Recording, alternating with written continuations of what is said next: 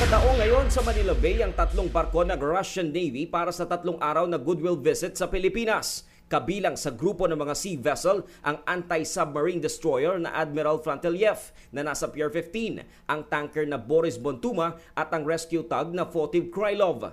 Ang Frantiliev ay isa sa 8 Uralov Class 1 naval destroyer na kasalukuyang aktibo sa serbisyo.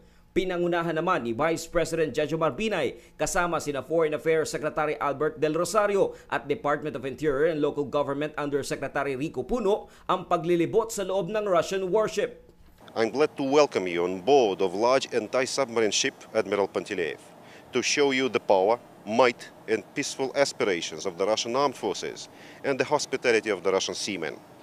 Bagamat kilalang malapit na kaalyado ng China ang Russia, tiniyak naman ni Russian Ambassador to the Philippines, Nikolai Kudashev, na wala silang planong panghimasukan ng sigalot sa West Philippine Sea.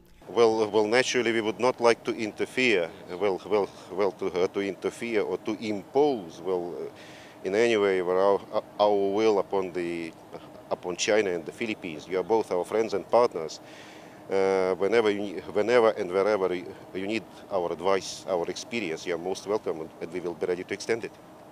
Layon ng pagbisita ng small ship contingent na mapalakas pa ang pagkakaibigan ng Russian at Philippine Navy kontra piracy, terorismo at transnational crimes. Samantala, ilang metro lamang ang layo sa Russian vessel ay nakadaong din ang US-guided missile destroyer na USS Wayne Mayer na nagsasagawa rin ng kanilang goodwill visit. Bagay na gustong tingnan na lamang ng Russian official bilang isang sabayang pagpapakita ng kooperasyon ng mga bansa para sa mga problema na kinakaharap sa karagatan.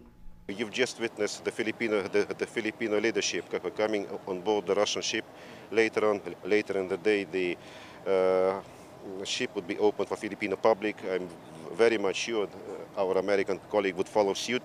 Aalis ngayong Huwebes ang USS Mayer habang sa kaparehong araw din bubuksan naman sa publiko ang Russian Sea Vessel. Francis Rivera para sa UNTV News Worldwide at ito ang balita.